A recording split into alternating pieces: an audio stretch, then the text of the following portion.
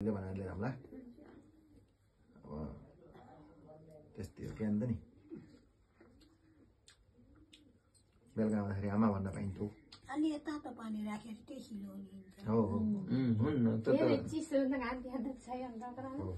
तरिका हामीले बिहान मैले गरेर तरिका गरेँ तिमीले त्यही गरी अहिले हो नि त गर्न कस्तो पर्दैछ नि हिजो हिजो त्यसले गर्थ्यो नि त्यो भाँडो राखेर त्यो भाँडो पल्लो भाँडो तत्ताको गरेर होइन यस्तो वाटरमेलनहरूलाई प्लास्टिकको थैलीमा चाहिँ बन्द गर्ने अनि पानी बाहिर डिप गरिदिने त्यो अब बिहान यिनीहरूले चाहिँ अर्कै कटोराले गरेका थिए त्यो अलि स्वादिष्ट थियो यो त बिल्कुल मैले एउटा चिज खाएको बिहान त अनि खुट्टा पनि भोलि बिहानसम्म सर्लक्क ओर्लिन्छन् सबै कुरो पनि न त्यहाँ हल्का महसुस हुन्छ त थाहा त थियो कति लेभलसम्म जान सक्छ खुट्टा भन्ने थाहा त मलाई अस्ति थियो सुनिन्छ भन्ने कुरो त त्यो दबाई खानेको पनि टाइम टेबल हुन्छ दबाई खानेको पनि तरिका हुन्छ अब बढाउँदै गर्दाखेरि सल्लाह गरिकन हुन्छ त्यही भएर चाहिँ दबाई गरेर भेटघाट गर्दै गर्नुहोस् त्यहाँ 3-4 दिनपछि अब त्यहाँ जहाँ पनि त्यही सबै चिजहरू कच्चा मुङमा छैन गर तातो तातो छ अर्को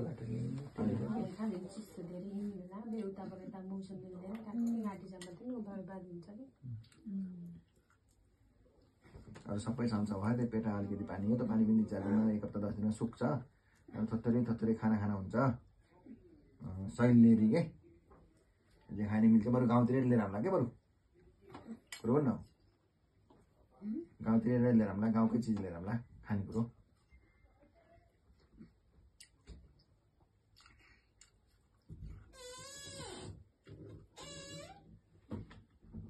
यहाँ आइए ना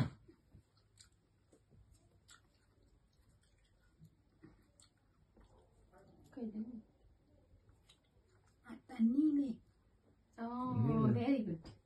मैले यत्रो त्यही हेरिरहेको थुक्नु पर्छ कि जस्तो लाग्थ्यो मलाई निल्नु भयो होइन सधैँ थुक्नुहुन्थ्यो आज मैले हेरिरहेको छु कि भयो होइन आनन्द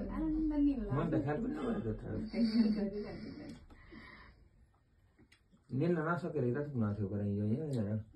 अब आज यस्तो भयो कि निलेपछि फाइबर त्यसमा पाइन्छ भन्ने कुरो दाइले गरिदिनु भयो नि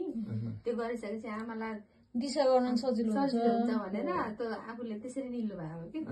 आन्द्राले राम्रोसँग पचाउन सक्छ नि फाइबर भएपछि त्यो होइन त आमाले आदेश जारी गरे भएको थियो मलाई त्यो मेरो भाग्य छैन कि कतै तेरो भाग्यभन्दा ठुलो कसैको छैन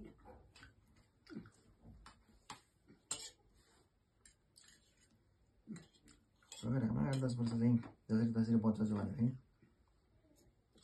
भाग्य हाम्रो किसान दाइलाई दुःख दिनु मन नथ्यो र भन्नेहरूले उहीँ जाँदा मन त हो नि त त्यो जन्मिए जहाँ पढ्यो यत्रो वर्ष उहीँ बसेपछि उहीँ कमाएर लाग्यो तपाईँ त आउनुहुन्छ फेरि भाग्य हुने नहुने पनि अब त्यहाँ अलिकति यसो घरतिर देखेपछि त फेरि यस्तो भयो हामी सेक्रिफाइस नभए पनि चलो आमालाई यसो जोड दिएर राख्ने कुरा पनि हुन्थ्यो र अब आएका भाइहरू सबै सेक्रिफाइस छौँ यहाँ भनेपछि अब त जात्रै नगर्ला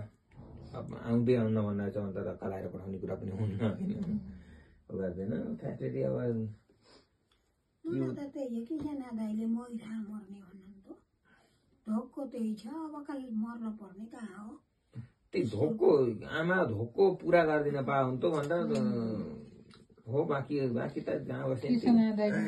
मरिन्न 4-5 वर्ष मरिन्न कुरो पनि न कालै नआइकन त तपाईँले मर्छु भने जबरजस्ती मैले आएर त्यसै पनि मरिन्न गर भन्न मेरो कुरो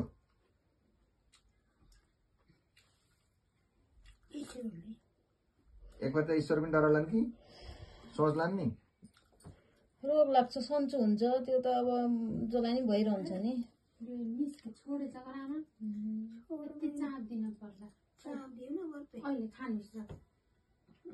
तपाईँको हात दुख्छ होइन रहनु त म गरिदिन्छु अब यता आफै गर्दाखेरि दुख्दैन